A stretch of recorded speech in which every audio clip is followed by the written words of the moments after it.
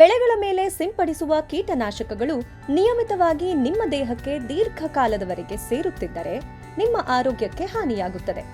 ಅದಕ್ಕಾಗಿಯೇ ಹಣ್ಣು ಮತ್ತು ತರಕಾರಿಗಳನ್ನು ತಿನ್ನುವ ಮೊದಲು ಅವುಗಳನ್ನು ಸರಿಯಾಗಿ ತೊಳೆಯುವುದು ಮುಖ್ಯ. ಅಭ್ಯಾಸ ಸಂಖ್ಯೆ 25. ಕೀಟನಾಶಕಗಳನ್ನು ಸೇವಿಸಬೇಡಿ. ತರಕಾರಿ ಮತ್ತು ಹಣ್ಣುಗಳನ್ನು ಸರಿಯಾಗಿ ಸ್ವಚ್ಛಗೊಳಿಸುವುದು ಹೇಗೆ? 1 ಬೌಲ್ ನೀರಿಗೆ 1 ಚಮಚ ಅಡಿಗೆ ಸೋಡಾವನ್ನು, ಬೇಕಿಂಗ್ ಸೋಡಾ ಸೇರಿಸಿ ಮತ್ತು ಈ ನೀರಿನಲ್ಲಿ ತರಕಾರಿಗಳನ್ನು 15 ರಿಂದ 20 ನಿಮಿಷಗಳ ಕಾಲ ನೆನೆಸಿಡಿ.